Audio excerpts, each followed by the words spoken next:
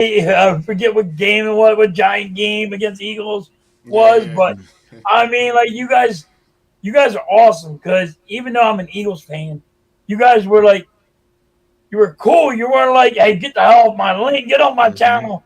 You know, it ain't all about Giants. You guys will debate with everybody, and what's awesome. Yeah, exactly. I mean, first and foremost, football draws us all, man, and that's the It beauty of does. football and Mm-hmm. sports too, man. In general, I mean, you pull people from different spectrums of life, man. It doesn't matter if you're a doctor, if you're a garbage, whatever you do in life. It just brings us in and allows us to talk sports. Like NY says, he loves talking sports. Yeah, we do. We love talking sports. Halftime, you love talking sport. I do.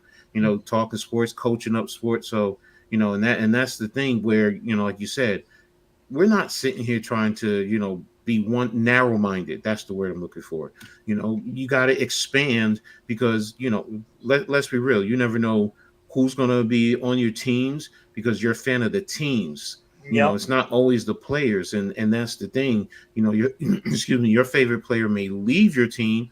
Does that mean you're going to leave your team? There are some that do that, but for the most part, we're fans of the team. So, and you got to be open minded and broad minded because that's life in general too. So, but NYG, talk about some of the sports that you definitely cover. Like your favorite sports. Or whatever sports that you stream, that you cover, that you're very knowledgeable about. Well, my I say my first love when it comes to sports is basketball. I Mm-hmm. played basketball since I could pick up a basketball. You know what I'm saying? I've been Mm-hmm. playing that sport. Um, I I played in many leagues in New York City, many rec Mm-hmm. leagues. I played at the middle school and high school level, Mm-hmm. and that's really where it stopped with basketball. But I'm always studying the game. I'm Mm-hmm. always studying the game. You see, I got the background in, but that's because I just yesterday was on my own stream, and then another stream talking basketball for like 6 hours. That's my favorite sport. It really is at heart. I can attest to that. And you right. You were, man. You were late last night. I saw you Hmm. at back there with Breezy. They were on at 2 o'clock in the morning talking Yeah. basketball. Hmm. So Nice. he's right. It is his first love. But he's knowledgeable about more than just basketball. But what other sports Yeah. do you? Absolutely, absolutely. Football. That's next up. I'm just as passionate about football. Obviously. As far as the X's and O's, I learned a lot from Coach. I learned a lot from Pat. And other content creators. And I love studying the game. We broke Mm-hmm. down film. I've done draft content, film breakdowns. You know, free agent stuff, contract stuff. We just get into the whole kit and caboodles when it comes to football. It's almost like no stone unturned. When you're talking about a football team. So definitely football. Baseball as well. Big Yankees fan. Love the Yanks. That's the World But Series, baby. Gonna be Phillies and we're right, Yankees. hey, it's Mm-hmm. possible. Definitely Mm-hmm. possible. But I'm pretty knowledgeable about baseball as well. I'm not too familiar with all the players, but I'm knowledgeable about the game for sure. And hockey is another sport that I watch a lot of. Not as familiar with the X's and O's and the rules per se, but I do watch the game. I do know the game. And again, big Rangers fan. Disappointed it didn't work out this year, Mm-hmm. but Mm-hmm. again, you know what I mean. But that's really it. Boxing, we watch boxing Yeah. as well, and I'm getting into other sports too. I really am a person that just watches all sports, believe it or not. I know a lot of people might look at me and like, oh, he's probably just a basketball guy. And I really watch all sports, like tennis, golf, like I watch it all. Oh, really? Hmm. Tennis and golf. I can't watch golf, but oh no, I I, don't think I can I've, watch tennis or golf. I can play golf. yeah, I yeah. just can't sit there and watch it. it's not a fun sport to watch, but when it does get in the later rounds, it does get a little interesting. But yeah, watching it from start to finish is it's more fun to play, like you said, halftime.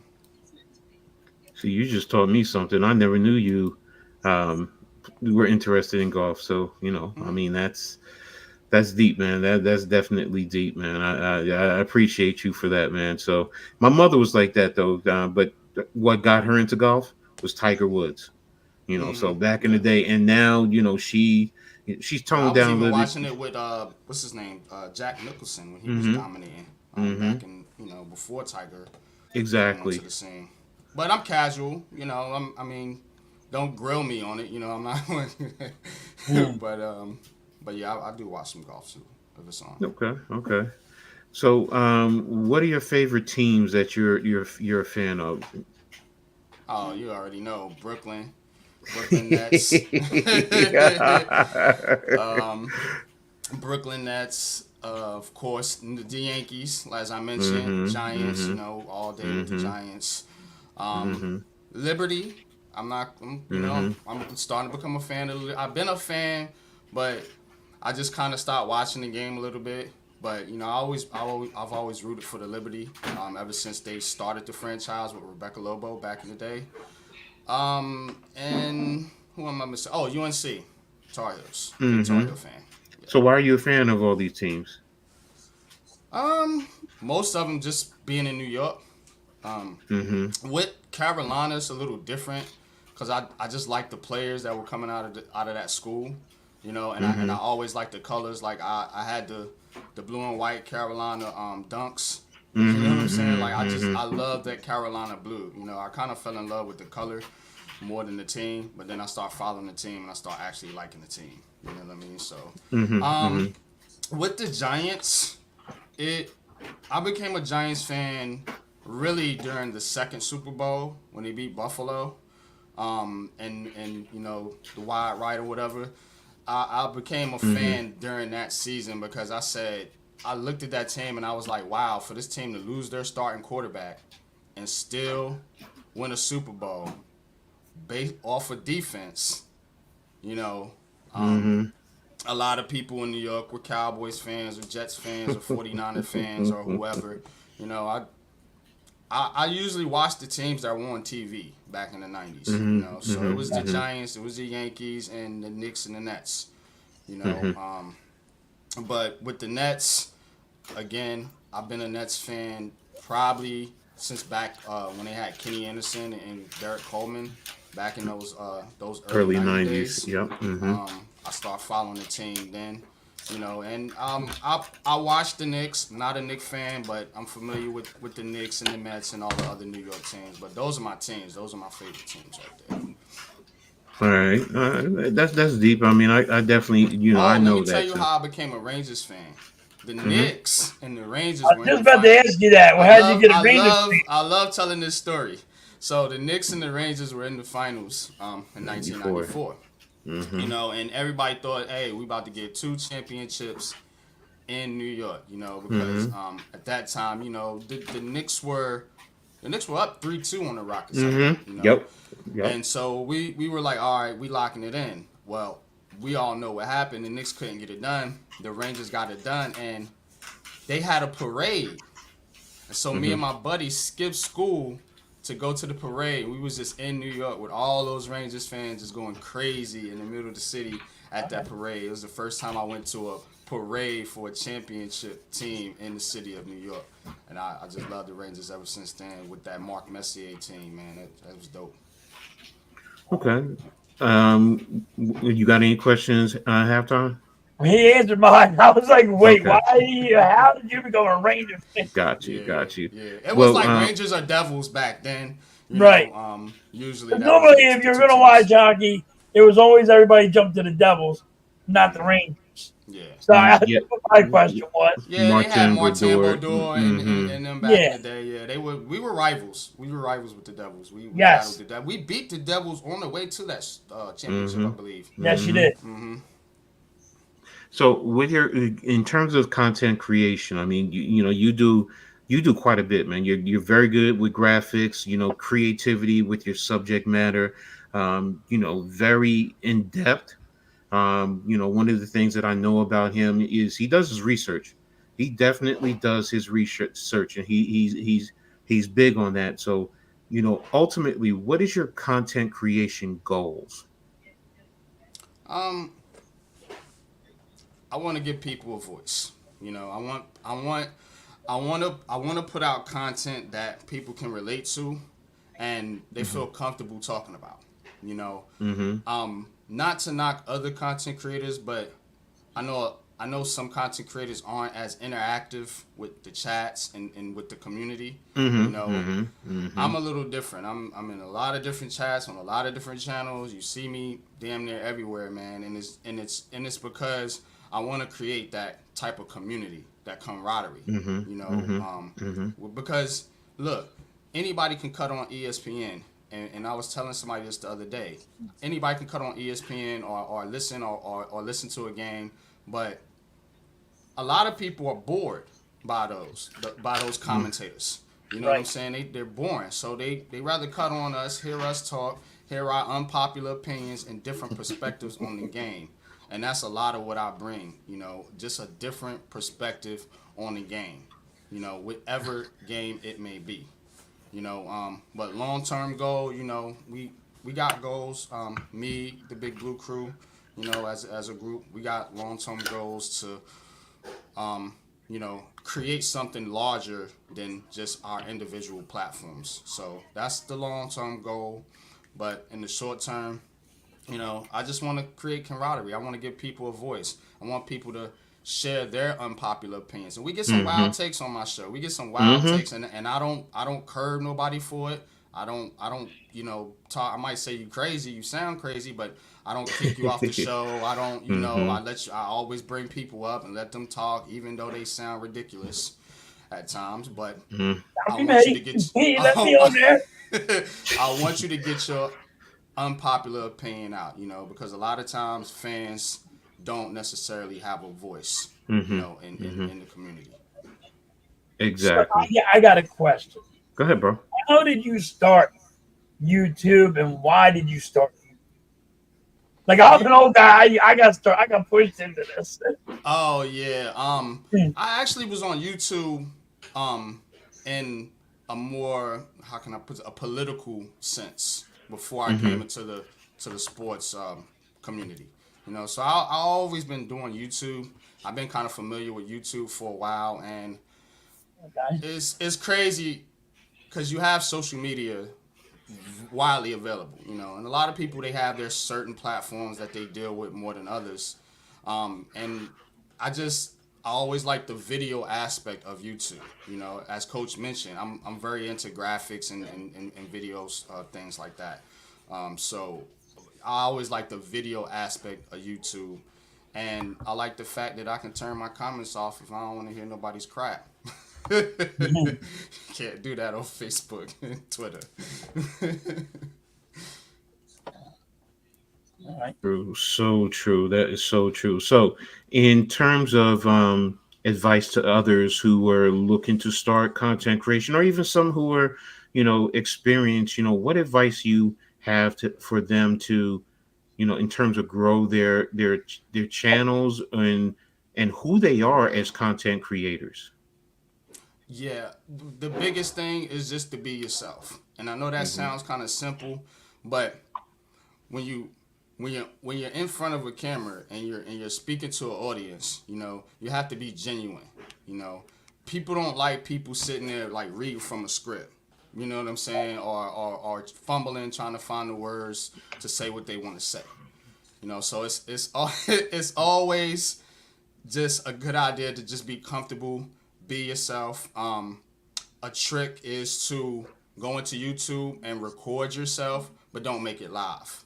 That way you get comfortable being in front of the Yes. camera, just talking. You're not talking to yourself. It seems like that, but once you get comfortable speaking to a camera, and then you can go live because now you've had that practice. So that's a trick for anybody that wants to get into to content creating. I'm always available to help people that want to start channels. I have an open door in this community, you know. So Mm-hmm. I mean, definitely, man. But just be yourself. Be yourself, because that's what people want. People want to see you. Like, as I mentioned, if they just want the regular basic stuff, they'll just cut ESPN on or FS1 or whatever and watch them. But they come here to Mm-hmm. watch us because we're Mm-hmm. unique, Mm-hmm. different Mm-hmm. perspective. Mm-hmm. So yeah, Exactly. just be yourself. So, who is or who are some of your favorite content creators? Ah, Oh, Yeah. somebody got put on the friggin' spot. you got me with that one. I mean, the people I hang around, pretty much the people you see me on the platforms with. Mm-hmm. You guys, of course, Big Pat, Lou, the Big Blue Crew. You know, Mm-hmm. I'm fond of course, big fan Breezy and the Mm-hmm. Brooklyn Nets squad Mm-hmm. over there with Leaf. Mm-hmm. Shout out to Eda Chosen, the Shakedown crew. Mm-hmm. I hang out with those guys sometimes too. So those are some of my favorites. Some more bigger name channels that I watch. Talking Giants, they're good for breakdowns about football. Mm-hmm. And what was the other one? The Big Blue View. That's more of a blog, but I've been Mm-hmm. following them for a minute, man. They be on point with the Giants Okay. Okay. content. Okay. I got two more for you. Well, two more for in terms of you, but if you could, what athletes would you love to meet, or athlete? Mm. Just sit down, have dinner, whatever, have a drink, or First one whatever. comes to mind is Lawrence Taylor. That's Mm. the first dude that comes in my mind. When you said that I was like LT, like that, Mm-hmm. like Mm-hmm. just his personality would just be fun. I think just the way he talk, like he's got that kind of that the way he talk is just like yo crazy dog, like he's wild with it. You know what I'm saying? Mm-hmm. So Mm-hmm. Mm-hmm. I would love to meet LT. I would have loved to meet Kobe. R.I.P. Mm-hmm. I would have Mm-hmm. loved to meet Kobe Bryant, my favorite basketball player of all time. Mm-hmm. Um, mm, Hockey, I would have to say Messier, Mark Messier. Mm-hmm. I would have loved to meet Mark Messier. Um, and when I'm on baseball, I'm gonna go. I'm gonna go in a different direction. It might seem crazy, but Barry Bonds, man. Mm. I would like to pick Barry Bonds' brain a little bit about baseball. That's a good one. That's a good one. See, most people, they just brush him off because of Mm-hmm. steroids. Mm-hmm. But first of all, if you go back to his Pittsburgh's days, you saw his potential, and he was groomed. I mean, he was around it with, Willie Mays and his dad. I mean, he's baseball through and through, and the man can hit. I'm sorry, Mm-hmm. you can talk about steroids all you want. Baseball is not always about power. It they when they say that is the hardest thing to do, man, because you can put a big 350-pound dude in front of me. That's easy to do, whether I'm going up against him as a defensive lineman or I'm trying to block him as an offensive lineman. Trying to hit that little white ball with that skinny little bat, Right. whoo, and the way the balls move up, down, in, out, Mm-hmm. Yeah. You got Yeah. the breaking and then pitches, the fast I'm- balls. Yeah, it's yeah, tough. But Barry yeah, Bonds, he that. was already a great baseball player without steroids. I Mm-hmm, mean, he did it. When he did it, it was because he was coming back from being hurt so much, mm-hmm, and he had to build that muscle back up. But mm-hmm, you mm-hmm. don't get time off from baseball. Yeah, So yeah. he needed that, and that's all it was. It was a steroid to help to build the muscle back up. But Mm-hmm, it is what it is in baseball. I mean, come on. mm-hmm. You're not allowed to gamble in baseball back in the day, but now you are. Yeah. How you get that? And the That's thing the one about guy allowed to freaking gamble on baseball and get away with it. and When the you thing got Pete about what you Rose, that said with is the his call. HGH is it's a recovery thing. You know what I'm saying? People think Yes. about steroids and they think about like, oh, they're taking steroids and they're just gaining these mass muscles.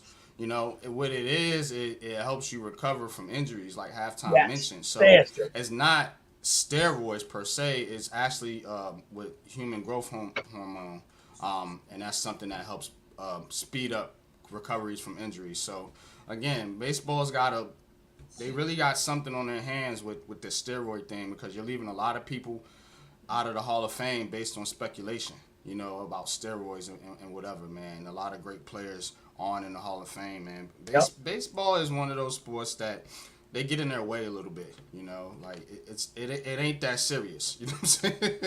Yeah, they get out of hand. Yeah, man, but for sure. That's kind of interesting. Muted, coach. You're muted. Sorry. Last one about you before I get to a couple about us from you. What's your favorite dance move?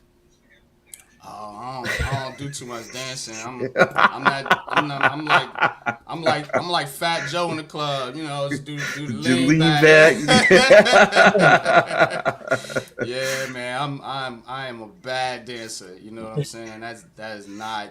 Um, music wise, I always been into like songwriting more so than actually dancing and singing and stuff like that. I'm a little musically challenged in those areas.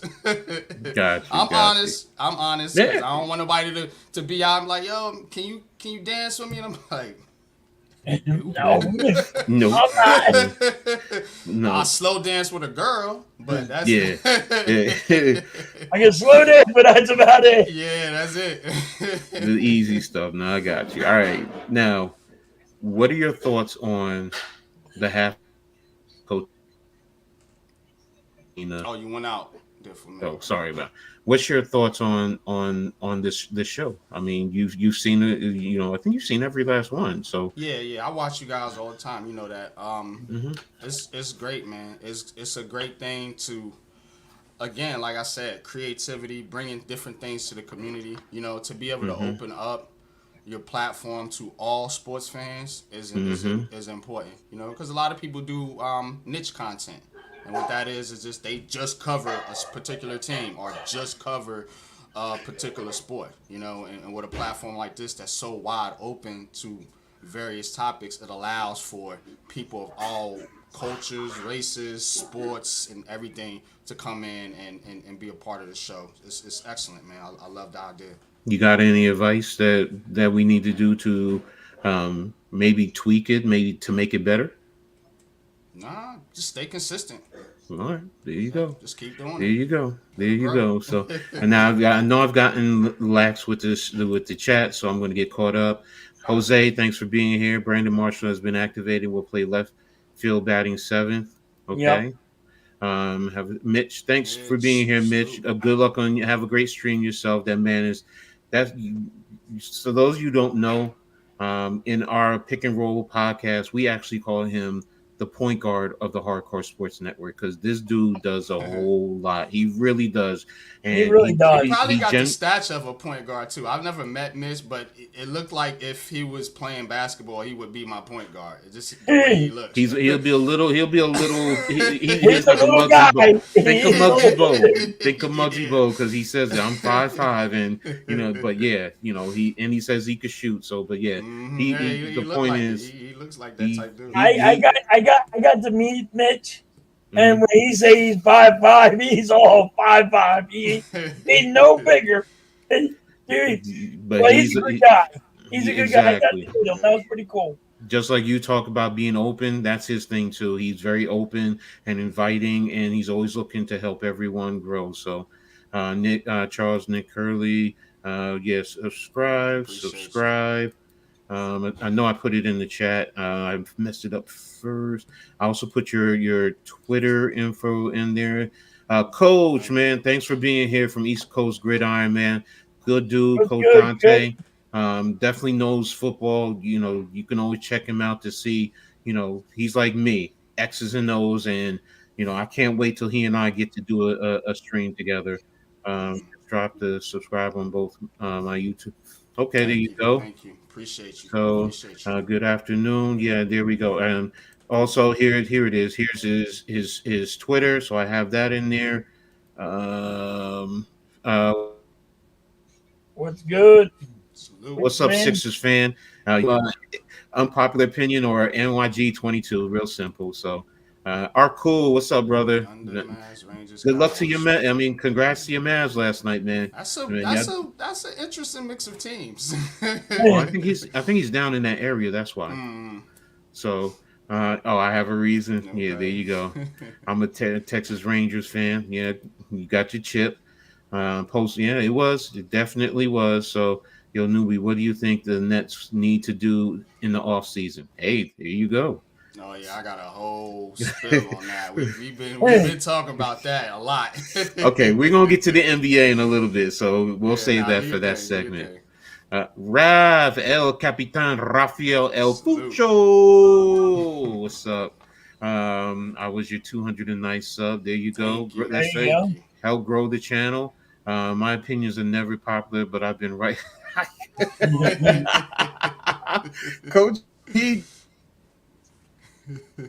wasn't right, but I mean, I have an unpopular opinion, but I was right. So Yeah. yeah. So presentation in school. Okay, okay.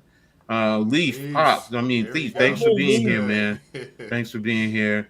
Love that you guys give us normal guys a way to talk. Yeah, exactly. Hey, look, think about it. You say you're normal. We're normal. We're all normal.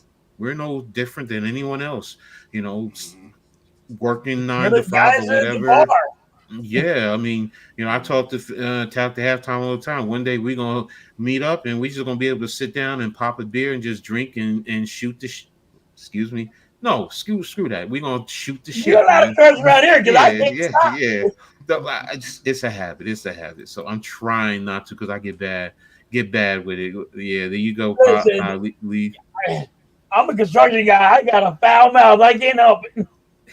Look at that. If halftime could have dinner with anyone, it would 100% be Nick Batum. No, it wouldn't.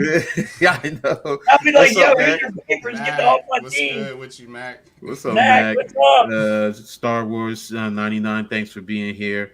Yeah, we got that. Coles, man, brother. Oh, Thanks Coles. for being what's here. up? Definitely appreciate you, man. So, baseball was cooked after Yankees blew a 3-0 lead. Don't I know what remind he's me of talking that. about. Yeah, yeah, Oh Yankee fans, we God. know. Yeah, Clippers could do a signing trade for DeMar DeRozan and poor Joe's walks. Okay, didn't know that. Interesting. I Yeah, didn't that's know. interesting. Did they learn their lesson? So, Coach, I'm on my last vacation. When I get back, I'm going to hit you up. NYG, I'll hit you up too. There you go. Okay. So, Most def. yeah, halftime be dropping. Yeah, he does. Yes, he does. I Yes, do. he does. I'm not gonna lie. I do. No, I can be on. Look, I'm a coach, man. What do you think, man? You don't Yeah, think coaches Hey, curse. Coaches have to curse. Like if you're a coach and you're not cursing, like I'm not buying Mm, into your I shit, don't know. bro. There's some coach. I'm going to be honest with you. My college coach did not curse. He did not curse, man. If he Oh got mad wow. at you, here's his biggest thing. Jiminy Cricket, what is going on out Oh, there, so guys? he's one of those. Okay, Yes, yeah, cursing yes, but not cursing. Yeah. exactly. Yes, yes, when I yes. used to So, play basketball, they were like, yo, but this coach does not curse. He'll be okay. mad at you, but he won't curse. I said, by the time he's done, by the time I'm done today, I bet you he will call me every day to bring it up. They're like, there's no way you don't curse. All right, That give me dude one just second, like, guys. Hold on one second. he's just an asshole right there. Like, he's an ass. So, Yeah. so, Yeah, usually like but coaches that curse, they have a reason behind the madness, so to speak, man. So yeah, but you gotta I never you took gotta it get your point personal. Yeah, across. I never took That it curse personal puts the when point coach. across, Yeah. It's like, okay, now we getting serious. When coach start cursing, now we getting serious. We need to tighten up. You know what I'm saying? Yup. Like, let's go. Yeah, we always gotta respect the coaches, man. You know what I'm saying? All right, so sorry about that. So, all right, now I'm going to go ahead and we're going to get into a little bit of the MLB. All right, so Why are we going? Because we all know, especially you two, you definitely know a lot about the MLB, and I'm going to talk about a series from last weekend. And I got to start with us Yankees versus the Dodgers. Man, that was brutal. That Oh, I mean, we lost. It was a 2-1 in favor of the Dodgers, and Yeah. the Dodgers definitely took it to the Yankees. One of the things, though, I have to say, I think it showed to me how impactful and important Juan Soto is to the offense. He changes without him. Yes, you can talk about Aaron Judge, Juan Carlo, and everyone else, but Soto changes everything because as soon as he came back, the Yankees get back on their roll. But NY, go ahead, talk about your thoughts about that series against the Dodgers last week. Um, it's tough when you lose to the Dodgers, because not only are they your cross conference, one of your cross conference rivals, but they're also a team that you could possibly meet in the World Series. Mm-hmm. Shout out to you, Philly, man. But the Dodgers are the favorites. yep. I think over there in the NL. So And that was, to me, that was kind of a test for the Yankees, and they didn't pass it.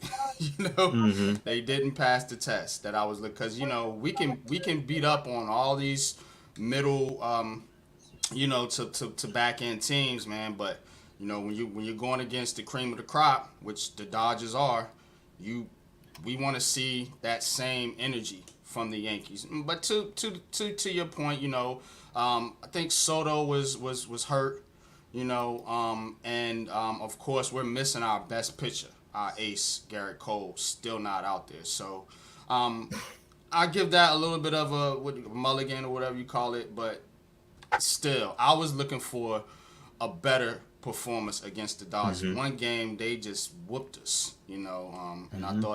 I thought it should have been more Saturday. competitive than that.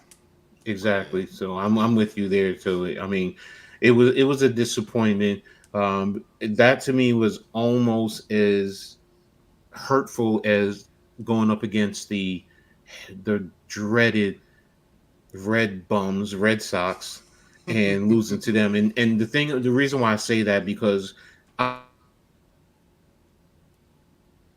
also lost. looking at the history, because the Dodgers Brooklyn, and it was always the Dodgers and the Yankees back then, in terms of the Hmm. World Series, so on and so forth. So um, it definitely was very disheartening.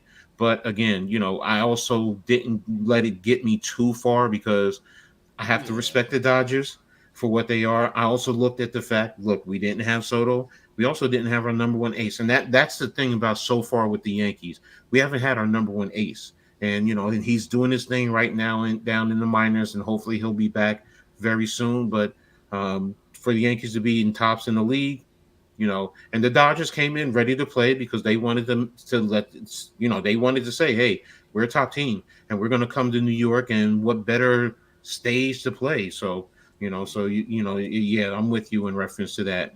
Halftime, you guys went up against the Mets that last weekend, man. And I know it was, Yeah, you had your rant. So go ahead, man. Take the floor. the London game really hurt the Phillies. Hmm. I mean, we played the Mets, but we had to go again. We had to go to Colorado. Then we Hmm. had to go to London to play the Mets. Like, dude, like Why y'all playing the Mets in London? That's crazy. it was just stupid.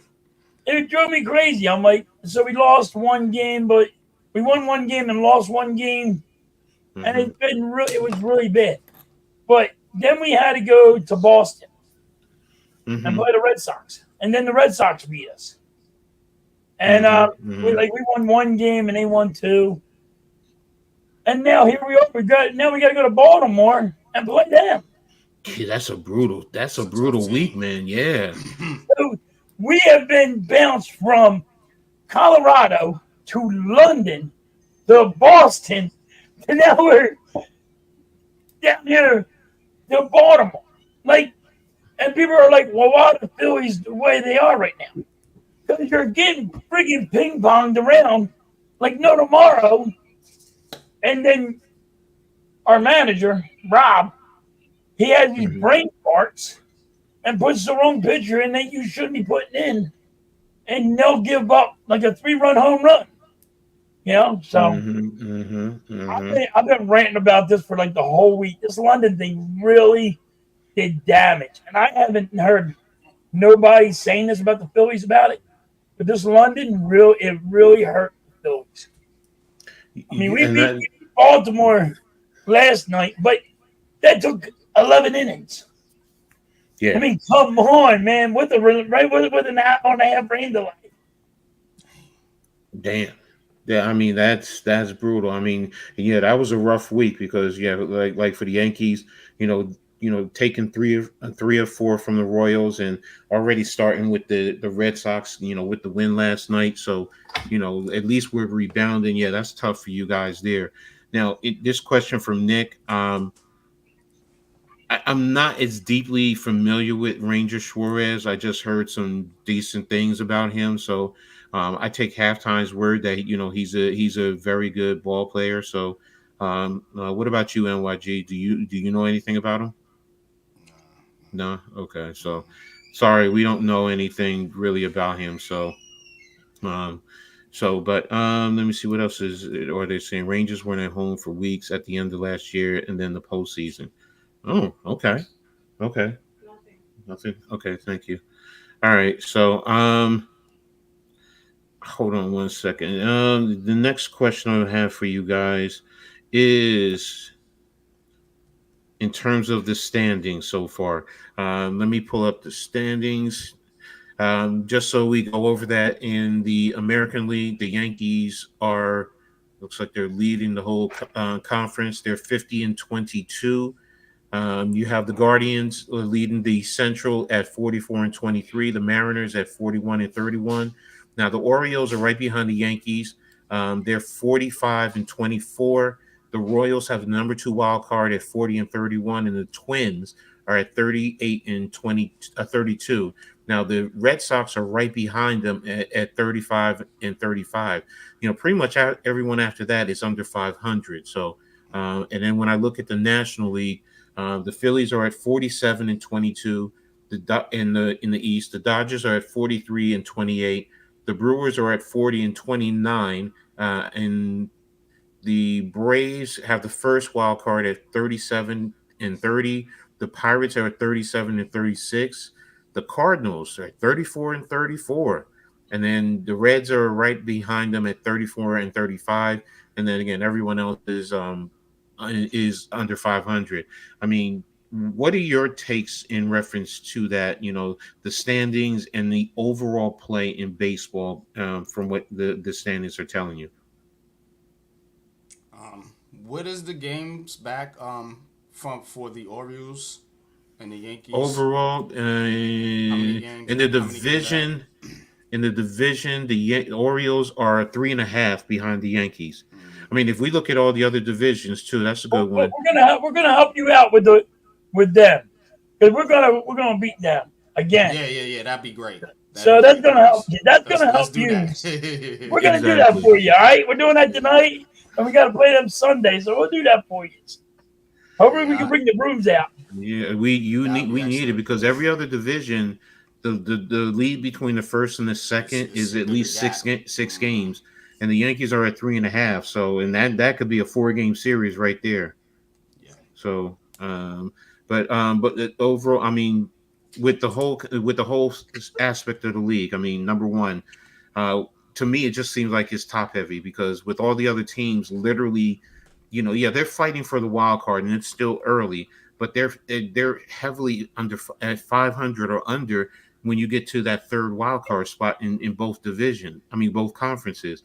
I mean, to me, I would have expected that some teams to really start to separate.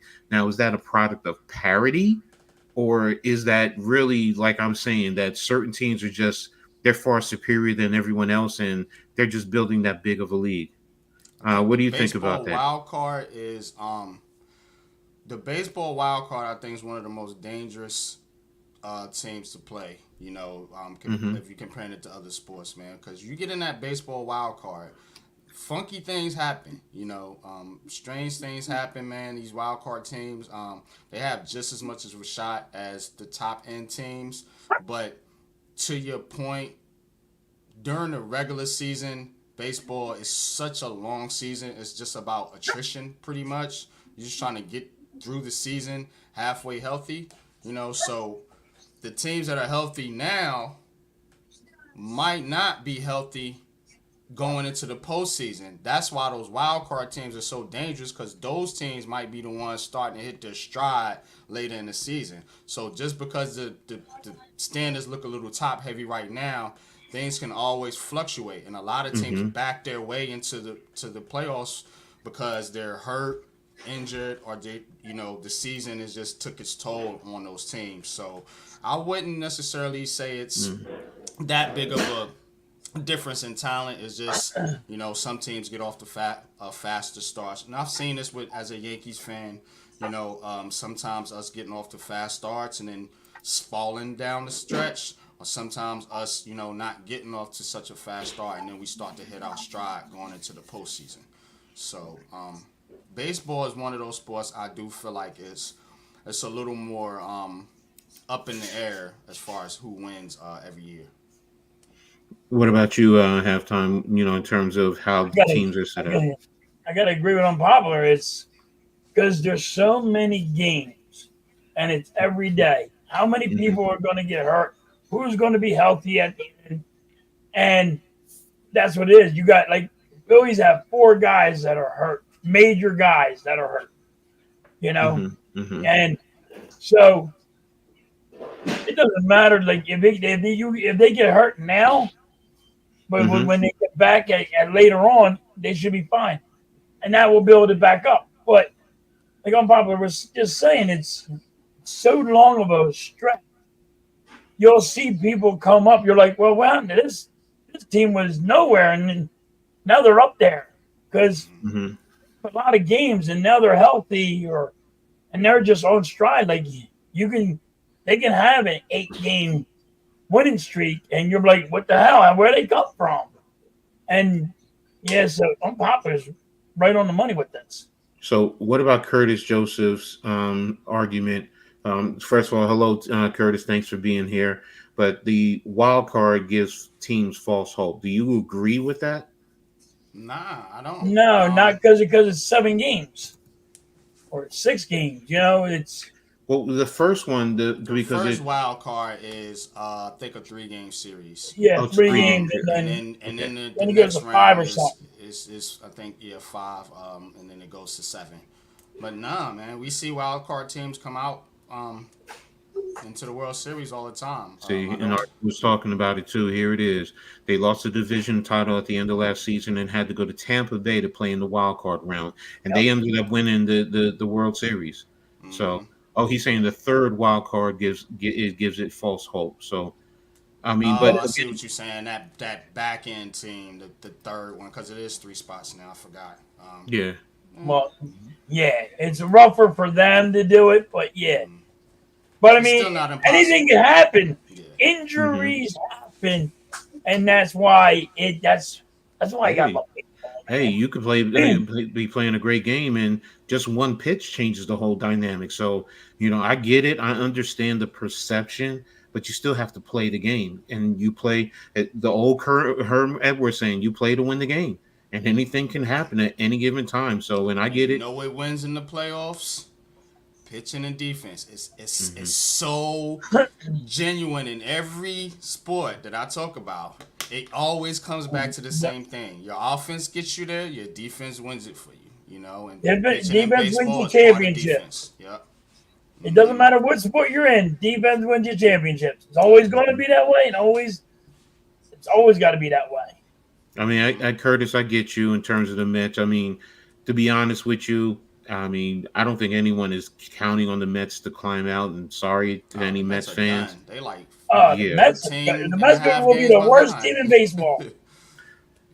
I'm looking at the Mets now. They're 6 games on. They're 15 and a half behind the Phillies. Frustrating team, man. I watched a couple Mets games here recently, man, and it's like, man, they'll be winning and just you'll look up and the game's tied or they're down. I'm like, golly, and I mean they'll be beating the crap out of teams and they'll just cough it up. Yep.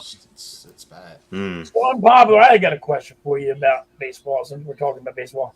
Do you like small ball, or do you like the way that they're just trying to go for home runs now? Oh man, I like the pitching and the base stealing, like the fundamental aspect of So it. I you think like the the better small ball I think area the where better teams are more look at the Yankees. Volpe. yes, Volpe being the leadoff hitter is really been just as impactful as Soto, to be honest with you. You know what I'm Mm. saying? Because of his ability to steal bases and get those extra base hits because of speed. You know, that again, that's how you win baseball. If you're on first, and that you have somebody that can steal second and instantly put you in scoring position, that's Hmm. so much valuable. You know what I'm saying? The distance, it's just common sense. It's shorter from second to home than from first to home. So Hmm. yeah, you know what I'm saying? That and so I like that style of baseball. The home runs are fun, but it's just like football, basketball with the splash plays. What really wins it at the end is fundamental play, and that's pitching. I'm big on pitching. I've been talking this about the Yankees for so long. Get the pitching staff together. Because I know when you go into a postseason game and you just got a bunch of hitters and you don't have Hmm. nobody that can keep that other team in check, you're gonna be in trouble. So to yep. halftime's point, I prefer the older style of baseball where it's more about stealing runs, bunting, those timely hits and timely pitching. Then it's long ball stuff. Pause. I'm glad you said that. See, I'm more of I like the even balance between the home run and the small ball. Earlier this year, even though he didn't bunt, I was watching, and Soto even just gave the impression that he was going to bunt. And I'm saying he's a power hitter. Why is he? Because you naturally think power hitters don't bunt. But I mean, I grew up with Dave Winfield, where there were times Dave Winfield would do it, and you would have a guy like Ricky Henderson or Willie Randolph Yeah. on base, and Remember they're Wade because the Boggs? base runner will also force the pitcher to throw a bad pitch, which a good hitter can take it out of the ballpark, and vice versa. The pitcher will focus too much on the plate, where Yeah. the base runner can go from first to second. And I used to love Ricky Henderson when he was stealing bases, man. There was nothing better than seeing him on the bases and then going to steal and pit and catch, rushing to try to get the ball down there, and next thing you know, he's on third base because you overthrew the second base cover. So, but I'm looking. I appreciate what you were saying. I just like an even balance. So, yeah. Big Alex says he's looking to go down to the Yankees Phillies in July. So there you go. Okay. Unpopular What's should be up? on the show every week. He's got real insight. Yeah, I mean, I'm we unpopular, definitely. man. Yeah, you know what I'm saying? Some He's people good. don't He's good. some people don't feel the same. They like to troll me and stuff, but it's all Tommy, fun. Tommy, we every Yankee fans will agree with you, but Yeah. we just can't. There is no way you can get out of it. So Rangers went through a ton of crap last year. Schwarber not always hits home run now. Okay, and Ricky could change again. Yes, he could. Mm-hmm. He could change the game, and that's the thing about the small ball and base runners that nowadays, to me, it's losing. I understand the pitch clock, and I understand the pitchers can only throw over there three times now. So you're Yeah, literally telling the stealer, it takes away the steal to me. It really does, or the threat of the steal, or the pressure of the steal. right. Because literally once you throw over there three times, the pitcher can't do anything. He just has to throw it to home, and hopefully the catcher can get the ball down there if the hitter doesn't hit the ball. So too many baseballs left to even feel comfortable where teams stand. No, we agree. It's plenty of time, so they can use the money. Yeah, but I think he has another 5 years on his contract. His contract That's is yeah. yeah. You I don't think even he want has to look at it. another. It's ugly. He still has a big contract. Yeah, it's You Yeah, just not. can't forget of him. Yankees are Yeah, stuck with him right now, so there's nothing you can do. I think the So best thing you could do with Stan is just what they did was bring in more hitting, to take yes, pressure off of him. You know what I'm saying? Because you can't have him being one of your main guys and then he's always nope, in and out the lineup. You know what I'm saying? exactly. So All right, so now we're going to go ahead and move on to the next part of the show, and we're going to take a deviation from sports, and we're going to go into what I call generational rivalries and fandom. First of all, shout out to Miss Halftime. She sent this information to me, and I loved it. So and it's a combination of things, but what it is it's a combination of our fandom and rivalries tied together, and it talks about the rivalries and being fans. We're fans, and how does that tie into the sports, because nowadays, growing up, when you had your rivalries, even the players and the managers, they hated their rivalries, they hated their rivals now. And I get it, where a lot of fans are, they don't like it, where a lot of the players are friends with each other, but that's because of the circus they grew up in. Basketball, you have AAU.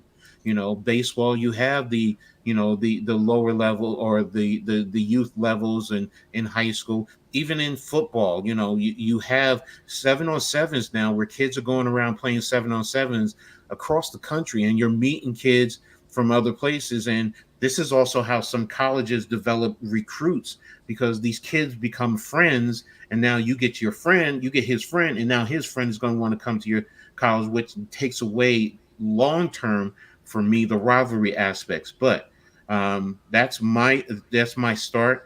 But do you think fandom and rivalries ultimately are tied together? And that's from a fan's perspective. Don't think about the players. Do you think they're tied together? I'm going to start with you, Halftime. That's actually a good question because you know you like you hate a team so much that Mm-hmm. you actually become like a fan of our team because you hate them so much. You're always watching them, hoping to watch them to see them fail. Like the Dallas Cowboys.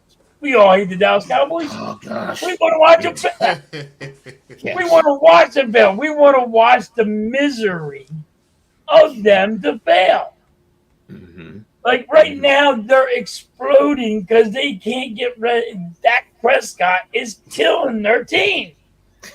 But here you are, your Giant fans, Eagles fans, Washington fans are watching the misery of the Dallas Cowboys. Got to go sign CeeDee Lamb, Michael Parsons. But here is Dak Prescott that wants $300 million to play, and he thinks he deserves it. And we're fans watching them destroy themselves and loving it. So it might work both ways, I guess. I'm not a fan of the Dallas Cowboys, but I sure like but, watching the but but explode. but that's tied together. That's the whole It's point. tied together, Yes, it so is. I kind of love watching them fail. You know, the New England Mm-hmm. Patriots. I don't like the New England Patriots, but I love watching them fail right now because they cheated for so many years. What about you, NYG? Do you feel that rivalries and fandoms are tied together? in a sense, yeah. Just from what Philly said, you do watch your rivals a little bit more than you watch other teams. It's just like me, you know. I'm gonna always watch NFC East. You know what I'm saying? Like Mm-hmm. I'm gonna always watch when Washington play. I'm gonna always watch when Philly play. I'm gonna always watch when Dallas play. And the purpose of me watching them is to see them lose. You know what I'm saying? Right? So I am the opposite. You know what I'm saying? Of a fan. But like all things in life, you need two sides. So, fans can't be fans if they don't have nobody to root against. You know what I'm saying? So it is tied together. You know what I'm saying? Because what good is, and I be trying to tell Giants fans this too. What good is it to be a Giants fan if you don't share no passion in rooting for the other team. Your Mm-hmm. passion is more in the hate for your own squad. It's inner hate, Mm-hmm. Mm-hmm. So that to me, that's what being a fan is really about, man. You know what I'm saying? The smack talking, the junk Yes. talking, Exactly. and that's why I always preach winning. Because if I'm losing, I'm the butt of the joke. You know what I'm saying? As a Yep. Giants fan, and that's not fun when you out somewhere. When you around friends and family. Your team stinks. Yep. We don't like that. As a fan, some fans don't care. But me, I always been that type of fan that I want to see my team win regardless. I don't care how you get Mm-hmm. it done. Because if we beat you, now I got the upper hand. Yeah. Now I can talk smack. Exactly, exactly. No, you're right. I mean, me growing up, I mean, for those of you who don't know, I mean, I grew up in a household. My dad's a Steelers fan, and I grew up knowing the Steelers in the '70s until he took me to see the Giants play the Steelers in Jersey. That's when I became a Giants fan. But then I have a brother after me who's a Cowboys fan. My sister, she's a Washington fan, and my other brother, he's an Eagles fan. So yes, we live talk. To collide. We Some fist fighting going on in that one. exactly, and rivalries are intertwined as fan. I mean, I'm going to be honest with you right now. I got the WNBA on where I have the Liberty playing the Aces right now, and the Aces have become the Liberty's rival right now. Mm-hmm. So, and I'm sitting here watching it because the game is just on. So I'm like, okay, I have to see this game. And that's the other thing. Rivalries make it ties you in a whole lot more. It gives you more than if I'm watching the Giants play, say, the Carolina Panthers. I'm like, yeah, okay, okay. Yeah. I want my team to win, but there's no Ain't no real juice to that intrigue. game. Yeah. Exactly. So yeah.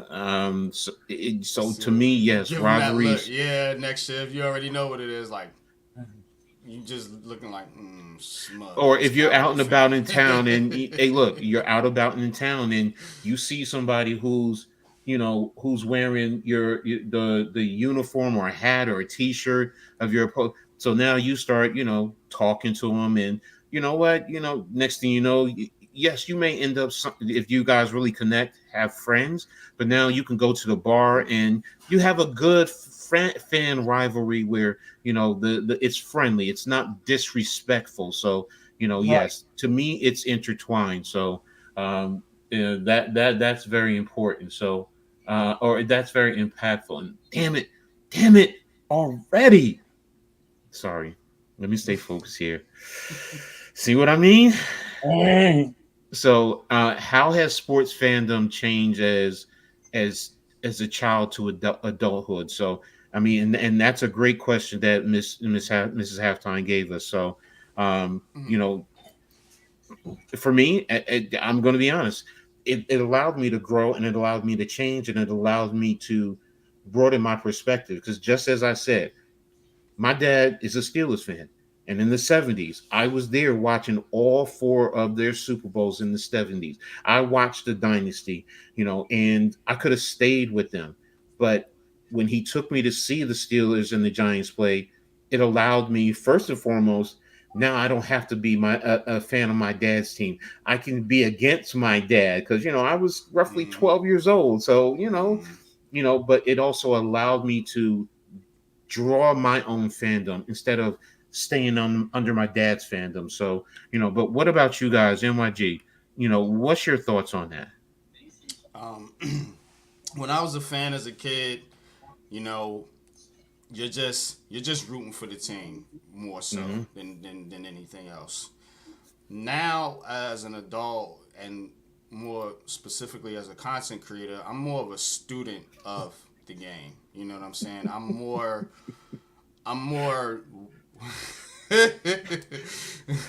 Yes, Shout out to Tommy. Tommy, yes. But I'm more of a student of the game. Like Mm-hmm.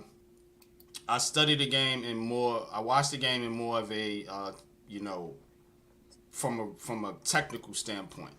Just learning why certain things are happening. Why is my team losing? I know they're losing. I can see the scores, but Mm-hmm. why? Why is this happening? You know what Mm-hmm. I'm saying? And I think that's where it changed for me. You know, when I was a kid, I would just see them lose and be like, just be mad, like team, beep beep beep. But now I'm like, okay, I need to go back and look at what's going on here. Like, you know what I'm saying? What is going, and that's with all my teams. Whatever, whatever with the Yankees, as we've talked about, the Mm-hmm. Yanks and the Giants and every other team. So that's the difference for me right now. I'm more interested in the why, other than just throwing my hands up and saying my quarterback stinks. I want a new quarterback. No. What's going on here really? What is really going on Uh-huh. here? That's Exactly. how. What about you? What about you, Halftime? Do you, in terms of, as a child to an adulthood, I mean, what type of, um, how has fandom changed for you from a child to an adult? Well, like Unpopular was saying, like he's right on that. It's like when you're a kid and you see him watching football, and you're like, if you're winning or losing, if you're losing, and you're like, why is my team losing? If you're winning, you're like, all right. But now when you're an adult, you're like, all right, the general manager's doing this, Mm-hmm. and Mm-hmm. now you're getting bigger into it, and you're like, oh, the money situation. When you're a kid, you didn't care. Like I lost Reggie White, I was upset. But I got my Mm-hmm. goddamn owner at the Garden State racetrack gambling on the whole team. It's like, why why can't you pay for that? You can gamble all you want, but why can't you pay Reggie White over here? What's the problem? You know what I mean? And you didn't really understand what happened. When you're a kid, you're Mm-hmm. just like, Mm-hmm. hey, it is what it is now. Reggie White goes to Green Bay and he says, hey, they're telling me to go over here, which is the money told me to go over here. And because nobody wants to pay me. And like when Mm-hmm. you don't care when you're a kid, but when you get older, you're like, all right, I can't afford this guy on my team.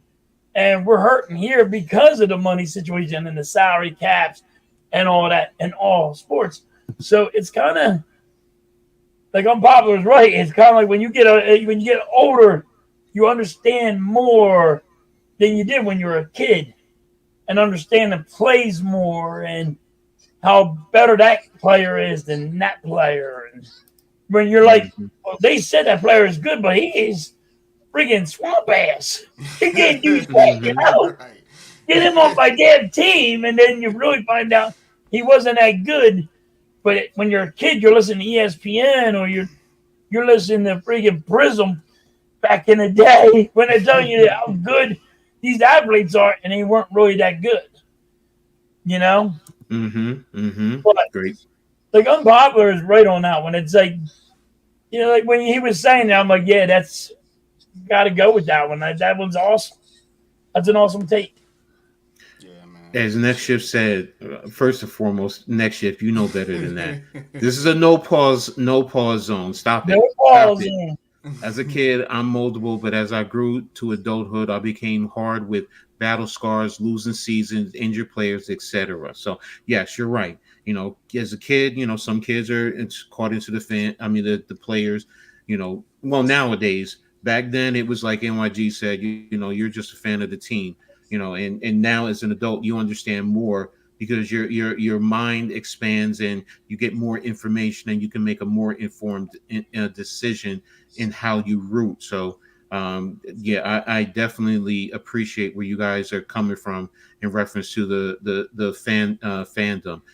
Do you think that with fandom it has provided more what's the word? What's the word? It has improved and it has increased traditions and also fan engagement. That's what I was looking for. The fan engagement in terms of how fans are involved with the sport. I do think so, and here's why. Think about it. PFF. All these sites that people go on to, like you were talking about the why. Everyone goes to the different sites to get information, and I do think it's increased because we didn't have this when I was a fan. It was just TV, radio, the paper. That was it. A Mayhem newspaper. magazine. That's it. Now you have, all these sites, social media interaction. The world, it gives you more. I mean, you could also be on the other side of the world and stay in tune with your fans.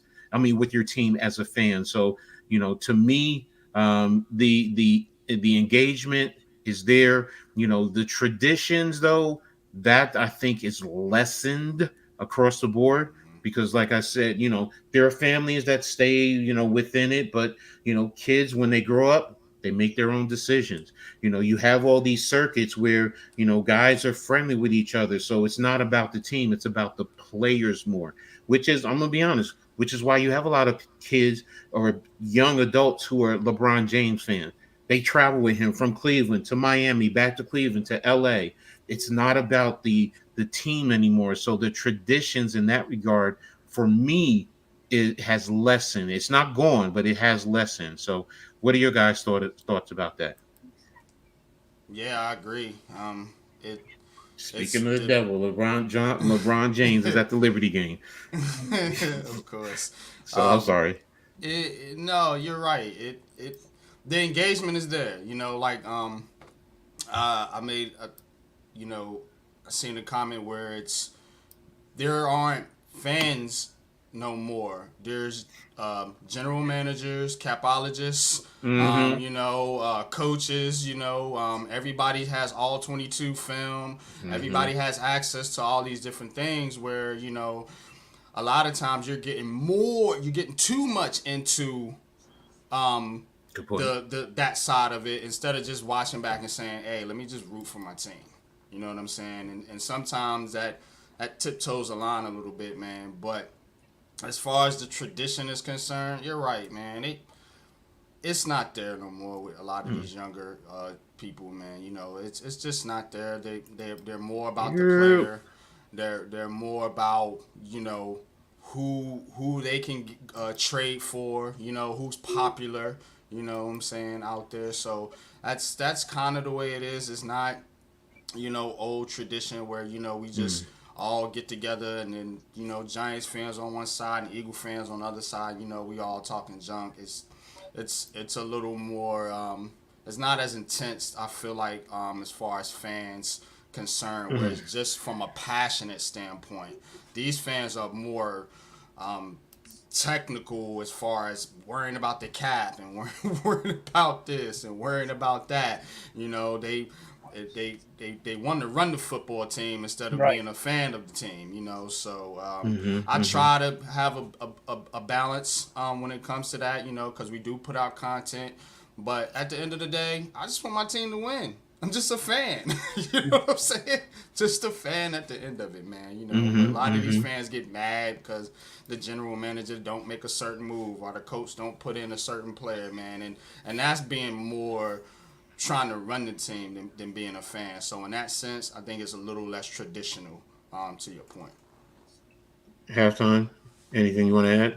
Nah, you guys hit it right on the money. I mean, you guys you're right. Like they're trying now. These fans are not trying to be fans. They're trying to be GMs, and they're trying to. I'm smarter than the goddamn coach, or I'm smarter than the GM. You should hire me to bring and run your team. You know what I mean? Like Right. Mhm. all these fans now are like, I'm smarter. I, I can build a better team. And then if you actually sat one of them people down and they look at how what you got to do with the salary cap, they'll be like, oh, I can't do that. You know what I mean? So it's a different thing. Now, It, it, Iman. it ain't like back in the Shout out day to Iman. when Shout we out to didn't have Boss. a computer.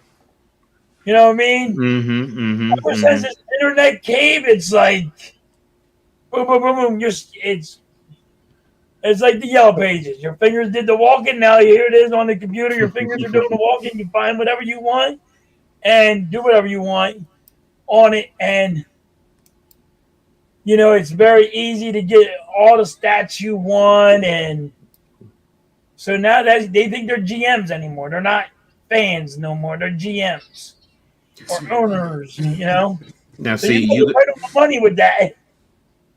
you guys made a great point talking about the computer and social media. Effects has sports had with social media. I mean, to me, it's been a big thing. Yes, it's grown. It's given fans more information, so on and so forth. But as a Giants fan, NYG knows exactly what I'm talking about. It's created such a level of hatred, not for other teams, but within the Giants fandom. Yeah. And that's the thing that, as a Giants fan, I can speak to that, where you don't look at the rivalries and the impact and so on and so forth. In terms of whatever team, Giants fans were at war with each other. Me as a Knicks fan, I hate the Celtics. I just hate the Celtics. So let me say this, as a Knicks and a Lakers fan, because I was a Lakers fan, a Magic Johnson fan before I was a Knicks fan, but I always hated the Celtics, and no matter who it is. But now I've seen it. Knicks fan, there are some Knicks fans right now just like, oh well, I just want the Celtics to win because I don't like Kyrie Irving because of what he said about the Knicks back in the day. So, and all of this is through social media, because Yeah. now through social media they're using that platform, and I think Tommy said it earlier too. Let me see if I can find his comment. Is it the Yeah, tough screw the guy? Celtics next shift. I'm with you on that. I can't stand the Here it Celtics. is. I hate all Sports fans are opposing different teams. these days. Internet bullying tough guys walk around with their team, but the bottom line is they walk around as tough guys. Where 9 times out of 10, you wouldn't say some of the stuff you're saying to people in their face, man, because you're gonna get your ass kicked, man. Real talk. You're gonna Yo, get your ass telephone kicked. tough guys. Remember that old saying, telephone tough guys? Mm-hmm. Yeah, Mm-hmm. you got internet Mm-hmm. tough guys. Like Mm-hmm. you You wouldn't got say that to my Twitter face. gangsters, yeah. Yeah, you ain't saying that to my Exactly. face if I'm on the Exactly. street. And the thing is to me is, you know the social media aspect has, you know opened that doorway. That's the one I'm looking for. They've opened that doorway to that, where like you said, you have the internet tough guys, you have the Yale geeks or nerds, or however you want to classify them. I don't mean to try and disparage or disrespect, but I just want you guys to understand where I'm coming from. The ones who never played the sports, defining everything because of analytics, because of the computer, because they put whatever they're trending in, and then they create the numbers. So, to me, the social media and the internet has had a great impact. Instead of just giving you, being informative, it's shaped the way you really think as a fan also. I mean, what's your thoughts on that, Halftime? The internet, I it's great to have the internet, but sometimes it's fucked up. Nobody wants to go do anything no more. They don't Mm-hmm. even want to play sports. I mean, it's like they just rather sit home and hang out. Since I was a kid, you'd go out, you'd play sports. I played football, I played baseball, you play hockey, you do Mm-hmm. whatever you had to do. And you're always out and you're doing something. Now you can't, they don't want to do a damn thing but sit here and troll somebody on the internet just to But push that button to piss him off so I can see who can piss people off the most. That's all it is anymore. It's weird. I what don't know. about you, NYG? Yeah, it's I get really disturbed when people that play sports come to me with a bunch of numbers. Yeah. Because look, when you on the court or on the field or on the rink, analytics don't give you this, what's in here or what's No. in here. That's how you perform on the field or the court or wherever. Mm-hmm. The numbers are just a reflection of your performance. It doesn't tell you what type of player that player is and the impact of that player. And I think a lot of these guys, and I be in chats too, and they always want to go back to numbers. Well, how many touchdowns did he have? He didn't have more Hey now. touchdowns than this guy and this guy and this guy. And it's like, what is that amounting to? Mm-hmm. All these numbers, what does it add up to? Because I always was told that there's more than one way to skin a cat. You know, Mm-hmm. so it ain't just Mm-hmm. all about numbers. You can get the job done different ways as long as you can't come to the same result. And that's why I be asking people, that numbers, it looks great, but what is the result? Is that team winning championships? Is that team doing better than other teams because they have this great player that's putting up all these great numbers? Look at the Mm-hmm. Phoenix Suns with Mm-hmm. Durant and Booker and Bill. And everybody's like, yay, yay, like, this is what we want here. No, you don't. Because at the end of the day, it's all empty stats. It doesn't matter to nothing. Because when you putting together a team, you have to put a team together that has good chemistry. You Mm-hmm. know, the first time I seen something like this fail was with the Lakers. Remember, they brought in Karl Malone, Gary Payton, they had Kobe, Shaq, and all these other guys, and they didn't get it done. They lost. So again, all the numbers and the names and stuff look great, but what is the end result? Because you Mm-hmm. don't just win with a bunch of names. You gotta have good chemistry. Because I have to like you, or at least have some sort of relationship with you. You don't gotta like a player, but you have to have some sort of relationship and understanding with that player in order to make things work. Think about on the basketball court. I'm not even gonna go to football right now. Just think about, and I'm gonna land the Mm-hmm. plane with this. Think about on the basketball court. All five guys have to touch the rock or the basketball. All five guys touch the Mm-hmm. touch the touch Mm-hmm. the ball. If you have in chemistry issues, maybe I'm not gonna pass you the ball when you need it. You know what I'm saying? Or maybe I'm forcing my shot, because I don't think that player can score. So again, you have to have trust and believing in each other. And with these analytic people, none of that matters to them. It's all about the stats and the numbers, and that pisses me off, to be honest with you. Yes, Well, here, here. stats never tell the whole story, and that's what I always say. Like, people actually get mad at me because I Good say point. about the stats. Good point, Nick. Excellent Yeah, point. and they always get mad at me about the stats. I'm like, stats don't tell the whole story. Nope. Your eye Nope. test too. Nope. If that player is not He- playing to his potential, I don't care if his stats are saying something totally different. But if you see him not actually playing good, you need to put him on the bench, or you might have to change a player. But that's why I say stats never tell the whole story. And people get mad at me. I mean, they get pissed off at me. well, Stats people. I can't stand stats. I can't stand that friggin' way. stats are just a small piece of the pie, plain and simple. And that's the whole thing. It's not the whole end all be all. Because if the game is played based off of stats, then I know what the stats are saying and I know what the plays are. Period. I don't care what sport it is. It's just going to say this is what the stats are, this is what they're and this is what they're supposed to do. But as a coach, I do a game plan. I have a game plan. I've done field study. I've looked at statistics. This player does this. Yes, this team will run off tackle, this time out of this formation. When they're in this formation, if they're in 3-by-1, and it's to the left and they're on the left hash mark, they're gonna have a tendency in this concept. They'll either run a smash mount with 3-2 or 2-1. But it's there. Yes, I have it. I have the information. Now, if they're in this defense, this is what the quarterback should do. But now, during the course of the game, you're seeing what's happening. Okay, your game plan, and there's been plenty of times I will bring players on here who'll tell you, I've had my game plan like in my hand, and I just go like this. Let's toss to the side and let's free ball it.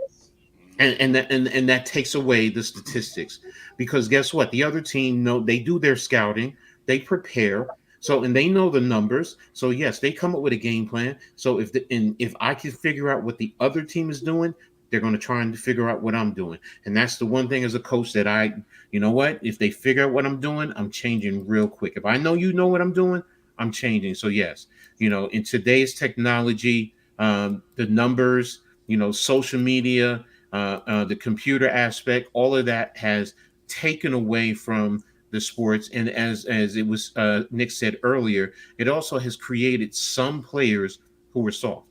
Yeah. Because they don't want to, whatever the numbers say, that, and or that's all they care about, their numbers. Because yes, I Yes. get it. In pro sports, it's about your money. Let's be real. It's about their money, and they need their stats for their money. But in the Yep. same token, what about the team? Sometimes you have to sacrifice for the team. Are you really trying to win a championship? Because players like that, if you're only about your numbers and your stats, then I'm not the coach that you want to play for. Because I'm But going then to tell you, there's again, going you're to be looking time. at the guy, coach. You're looking at the guy and going, am I willing to lose $1 million? Am I willing to lose five, $600,000 because my stats are not there? You know what I Mm-hmm. mean? And that's Mm-hmm. the crazy thing about it because that's how they look at it. It's a business. Exactly. It is a business, but you still have to be there for your teammates, and you still have to sacrifice for the team. And Yeah. sometimes you cannot just say, because of computers, social media, all of this interaction, that's the way sports should be played. No, it's more than that. It's about what's happening in the end, on the court, on the field, on the ice, on the diamond, period. But And that's what what would they're still going that way. It's Hey, unreal at how it one went so far left. at one point, man, before you move on, Coach, Mhm. I'm thinking about back to what Joe Shane said. You want to learn the player as when you're building a team, because and to Nick's point, you want to know if that player has that mentality to be Mhm. great, to be good, and you don't get that by looking at a number. You can't understand that by looking at a number. I'm looking at your stats, but I don't know what type of dude you are. Like you Mhm. could be like, man, like a scary type dude, like he mentioned Ben Simmons. That was one of the things about Ben Simmons. Has all the talent in the world. He ain't got it in here. You know what I'm Yep. saying? Like, and you need that, and everybody's talking about, oh, I'm talking to Nets fan, we need dogs. I talk to Giants fan, we need dogs. Mhm. What can you find a dog based off a stat sheet? No. No. There you go. No. I've had plenty of guys that were like that, but yeah. So what we're going to do is we're going to move on a little bit, and in terms of an historical impact of sports rivalries, whether nationally, regionally, or locally. But right now, we're going to focus on New York and Philly. What effect has the New York Philly rivalry had on whatever sports, basketball, football? Do you feel it's there, and or it was there years ago, but has it grown? Do you guys feel it's grown, or do you feel it's lessened to a certain degree? I'm gonna start with you, halftime. Well, in football, it went down. We used to have a rivalry, but it's more hatred now to the Dallas Cowboys. Like, Mm-hmm. and number none, but the Giants are not really being. They're going through a lot with your quarterback and your offensive line, and you guys are still trying to build your team back up. I mean, you guys won two Mm-hmm. Super Bowls, so you're just still trying to build your team back up. So there's no rivalry when you guys are just trying to find yourself. And so, but like Washington, trying to find themselves, they're not really there yet. So it's not no really big rivalry because it's been these two teams are building themselves back up from, Mm-hmm. Mm-hmm. you know, and I think that takes some of the rivalry away a little bit when teams fall down so bad and they're trying to fix themselves. It could be because your general manager screws them up or something, and that's what one of the things are. But like, I think the rivalry went down with the Giants, and Mm-hmm. everybody's just focused on the Dallas Cowboys because of all the hate. But with the Knicks and all, there's always going to be. I think Sixers fan and the Knicks. I think there's always going to be some kind of rivalry there, but it Mm-hmm. happens the same way. You know, if your team falls down so much, then you're there's no rivalry because we'll wait until you build yourself back up. You know, you guys are fixing yourself. So Well, ultimately, then, if you're saying that it's based on winning, then there is no rivalry because that's the thing. If you're a rival, it doesn't matter. When I played in college, okay, I went to King in New Jersey. Our rival, quote unquote, was Montclair State, and it didn't matter if we were 0 and we hadn't won a game, and it didn't matter if they had won all the games. The intensity of the game was always there. So, and Yes, that's I that's can see that's that. what I mean. That's what I mean by in terms of rivalries, and the impact. For me, rivalries are going to be there, whether you're both good, both bad. One is good, one is bad. So, but what about you, NYG? What's your thoughts? I think you said it right there, Coach. It's the intensity of the matchup. You know what I'm Mm-hmm. saying? We all come on here, Philly, Mitch, y'all, you guys, you're the Philly crew, I call you. You know, we still talk our trash on Mm-hmm. game day. Right, We still pop each other's streams. Troll each other a little bit, man. But Mm-hmm. it's still the rivalry's still there. It's just not as intense right. because the Giants are down right now. You know what I'm saying? But I actually think it's starting to creep up a little bit. And it's But starting to creep up now. You yeah, guys did yeah. like this year. I was Oh, super impressed with you guys did in the off season. So, and I Mm-hmm. was super impressed with Washington did. The only people that didn't do nothing was the Dallas Cowboys. So, you know what I mean? Yeah. But that But oh, is that. I think it's going to be a better rivalry this year with the Giants and Mm-hmm. Washington. I agree. But like Mm-hmm. it's it's not like it was back in the day when you had Reggie White and then you're going against the mhm. Giants and LT's there. You know what I mean? It's clash of the freaking champions. It's not like that anymore. It's more of they back down a little bit, and it's still a rivalry, but not as much. Well, the games haven't been as competitive, and I think that's where you lose a little luster Yeah, with, because it's with the win. rivalries because when you think about a rivalry, you think about this super competitive game where it comes down to the last minute and or Yes, some fluky crazy stuff happens and it's like a epic moment in history, man. You thinking about a rivalry from that sense, but as far as the teams just not liking each other and just being traditional rivals, it's still there. But like Coach said, fandom has changed too. yes, Mm-hmm. So there's not a lot of passion. It's all more, hey, who's trading who? They're yeah, talking about the Barkley contract, and it's all about these players, and it's the passion is not as intense as it was back in the day. But yeah, the New York Philly rivalry is always going to be there, Mm-hmm. and with the Knicks and with the Nets and Sixers too, because there's a little bit of shit going on there too with the with the Simmons and the yeah, Harden Mm-hmm. swapping and doing things like that. So, but yeah, the rivalries aren't as intense. So I agree with what you saying halftime, but I also agree with Coach saying I think it's still there. You know what I mean?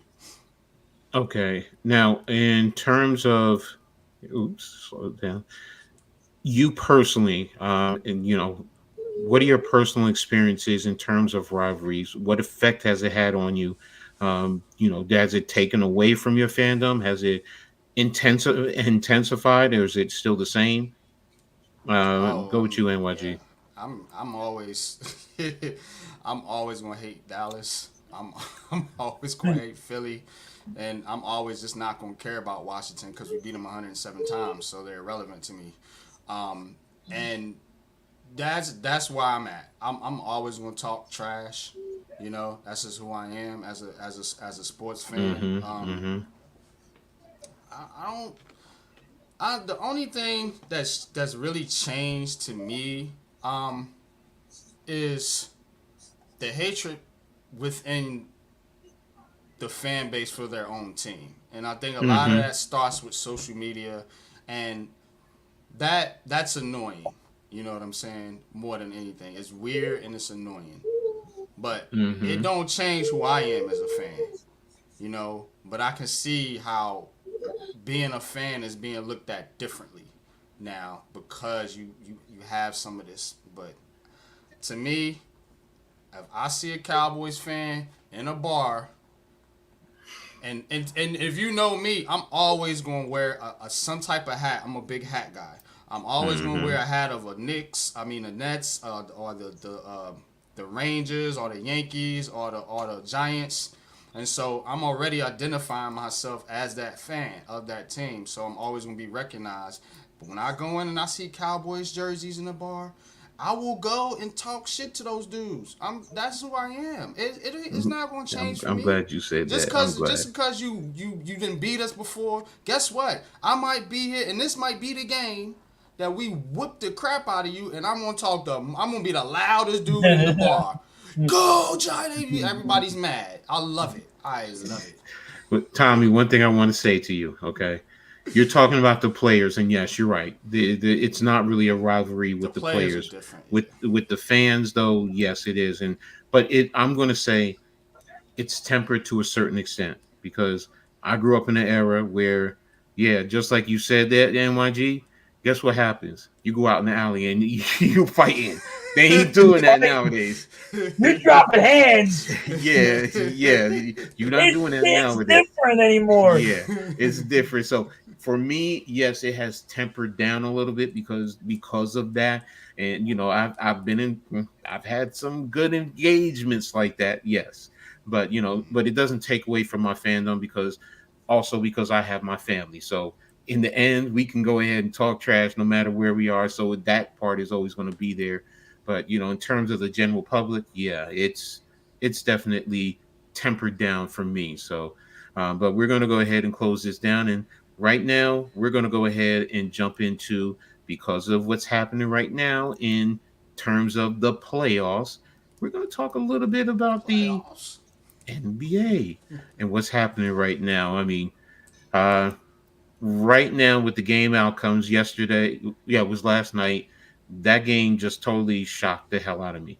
I was not expecting that. Now, did some people think Dallas was going to win? Yes. I thought Boston was going to win, but I didn't think Dallas was going to come out and totally, bend them over and y'all get what I'm talking about. They really screwed them. Yeah, they did. So, but NYG, what was your thought about last night's game? Yeah, I was talking about it last night too. To me, it looked like Boston just wanted to try to wrap this up at home, and that's you're playing a dangerous game there.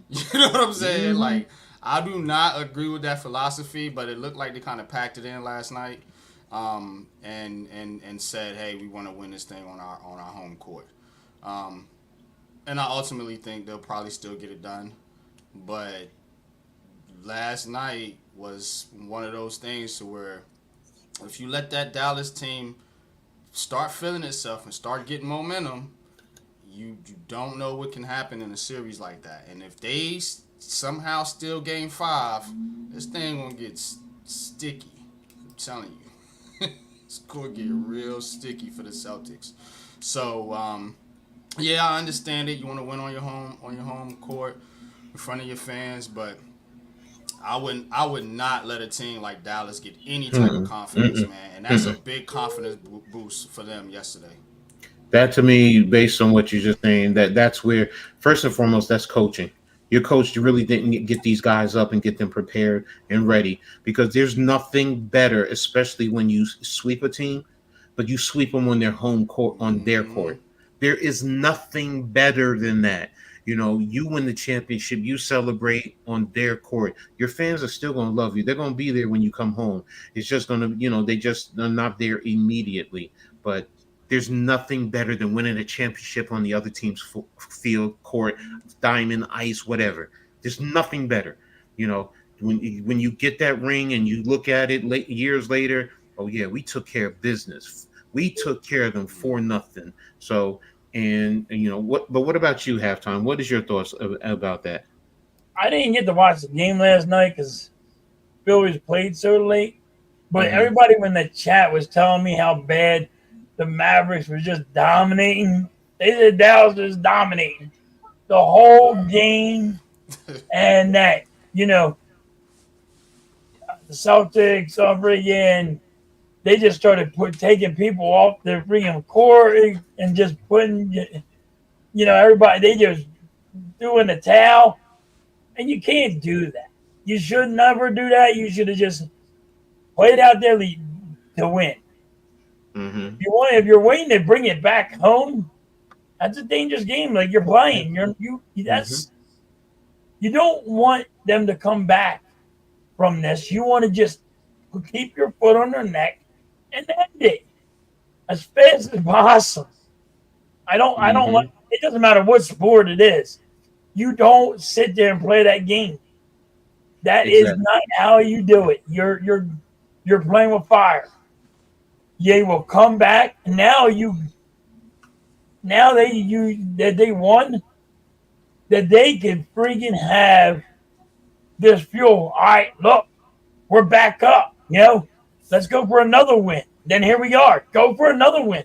And then you're like, wait, no, now you're in quicksand because you're freaking just head over heels thinking you're going to go do it in your home, and now you lost in your home. So you're playing on fire. Don't do that. Doesn't matter what sport it is. It just don't do that. That's bad. I didn't get to watch it, but I heard how bad it was.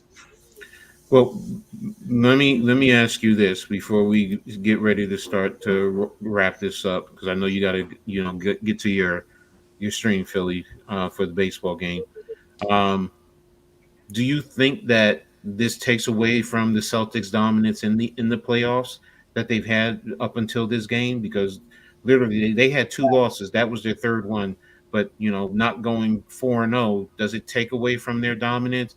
I mean, does it open the door I think it helps Dallas. I think it helps Dallas a lot because it is you're giving them a boost. Listen, you're giving them a boost, and now they're feeling themselves. Their chest is out. They got their pumping. They're pumping. They're pumped up. They're like, all right, this is what we're going to do. We're going to do it like this, and we're going to do it like this. And they're feeling themselves. They got a good chance of freaking coming and winning again. And then during Celtics are going to be finding out real fast, quicksand. And they're going to be like, oh my Lord, it's up to my neck. Here's game 7 already. And that's as a Yankee fan, NYG knows we know what this is about. That's a bad feeling because then you put the pressure, because to me the pressure is back on Boston now immensely because if they do not win this game right now at home, because with the Knicks when they played Indiana, NYG, you said it, the Knicks needed to win that game. It was game 5. You did not need to allow it to go to game 6 because then it goes to game 7 and look what happened. Look what happened there, with the Knicks and Indiana. And same thing here to me with Boston. They need to win this game. No ifs, ands, or buts, because then are they going to be able to handle the pressure? Because, that's the thing with Jason Tatum. He hasn't closed it. He hasn't closed things. So, but let me see. Hardaway, a decent game. Yes, Hardaway Jr. This is a gentleman's sweep. Hey, that's what you have. That's what you can hope for. Yeah, I would hope so, and I'm going to believe that. But in the end, I will never know. So, talk about why you feel if the Knicks were healthy, they would have won the chip. The reason why I thought the Knicks were actually going to win is because they go for offensive rebound and defensive rebounds. Rebounds win you the championships. Mm-hmm. If they didn't get hurt, then they would have been. Nobody would beat them. The way that they played with the heart, and they played smart. Offensive rebounds, defensive rebounds. You see everybody on offense shoot the ball, and they all scatter. No, the Knicks sit right underneath the basket. They swarm to the ball as fast as possible. That's why I thought the Knicks were going to win. Do you? And I did think I thought the Knicks were going to win his chip. If they didn't go through all the injuries, they would have won.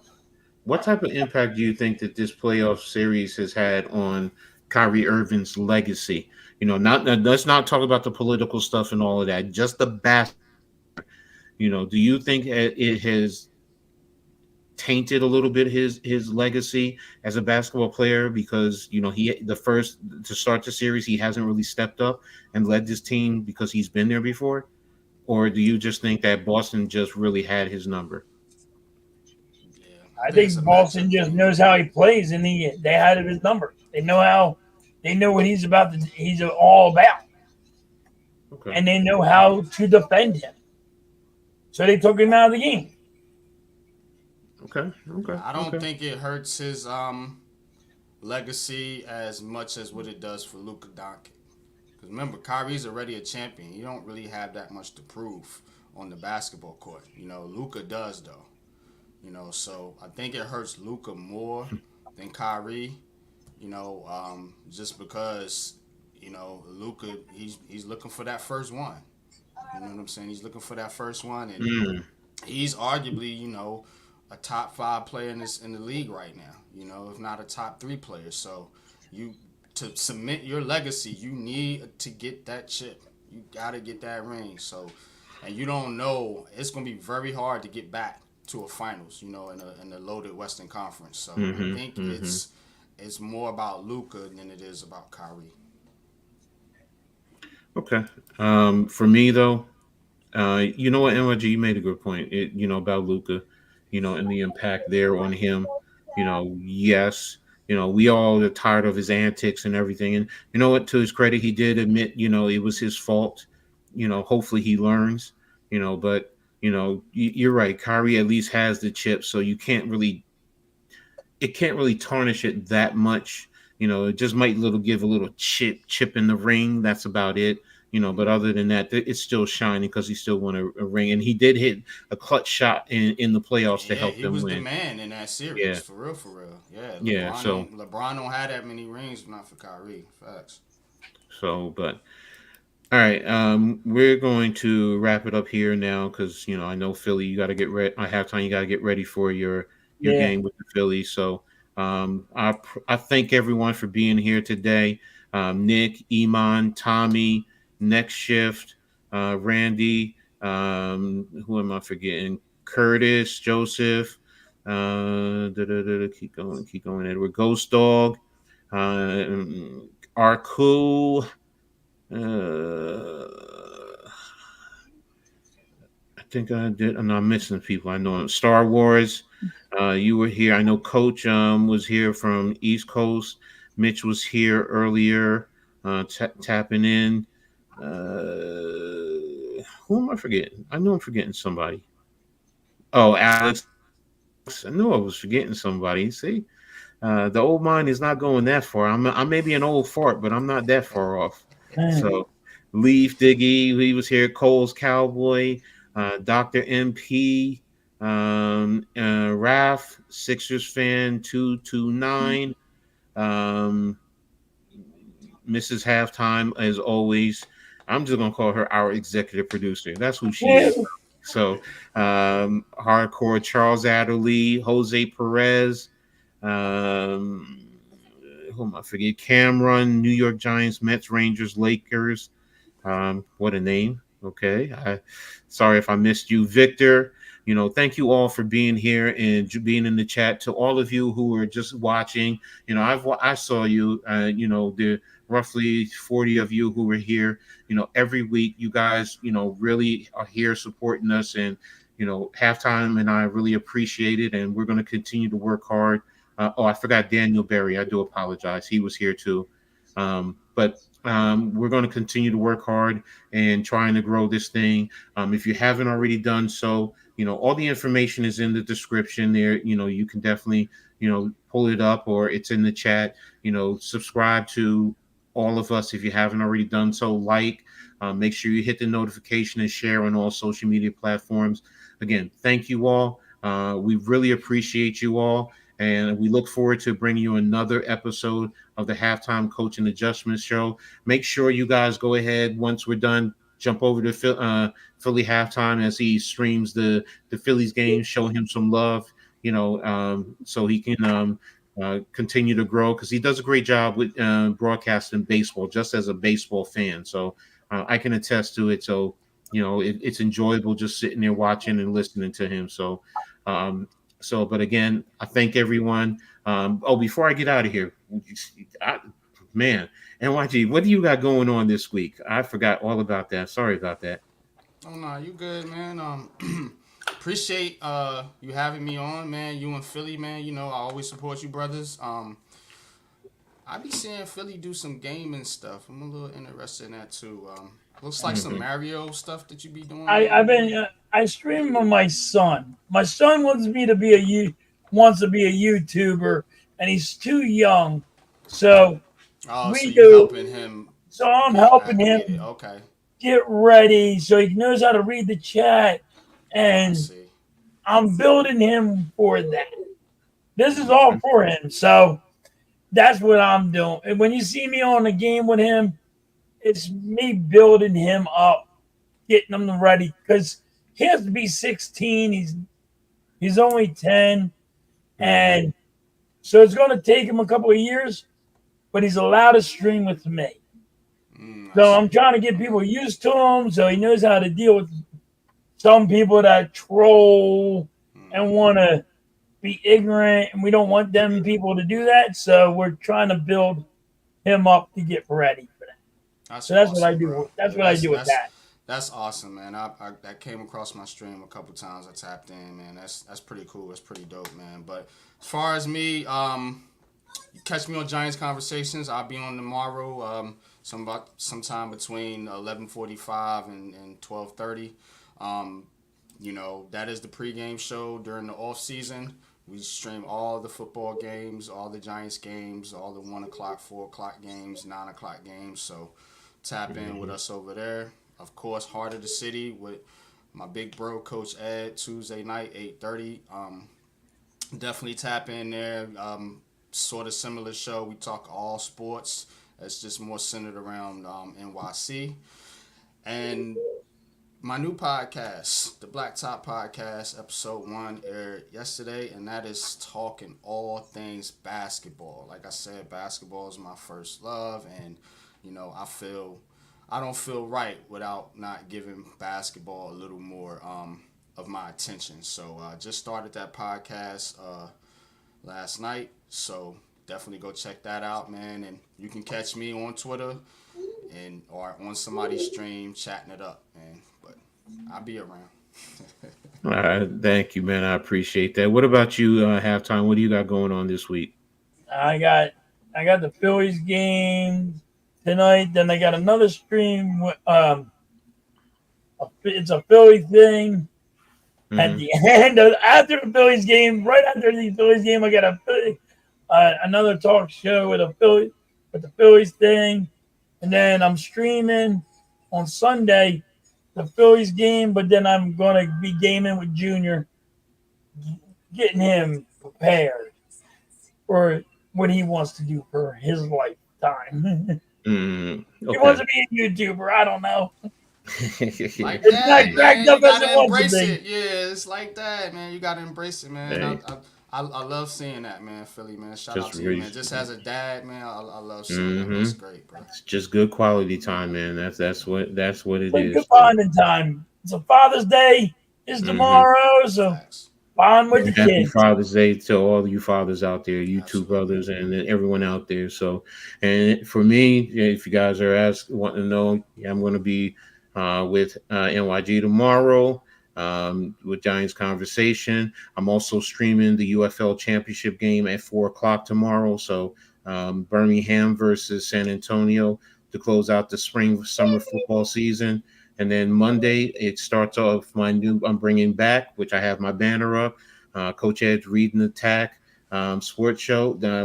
Before it was strictly audio and going through a different programming, but this is going to be strictly on my channel, and it's going to be a live stream. So for an hour, 7 to 8, Mondays and Wednesdays. Friday also, it'll be 6 to 7 because of NYG. So I'll be jumping on with him afterwards. So, and then of course Tuesday, Heart of the City. Wednesday, Pick and Roll Podcast. Thursday, Full Court Press, talking WNBA with Next Shift Randy and Nick from Sleeps Media Sports. So busy week for me as always, but I'm loving it. I'm appreciating it. So you're going to see Coach Ed all over the place. So there it is. So, but with that being said, I want to thank everyone for being here. Again, I appreciate you all. Nothing but love and respect, and look forward to next week. And as I always say in closing, make sure you turn it on and turn it up. And we're out of here. What is going on? Here we go. There we go.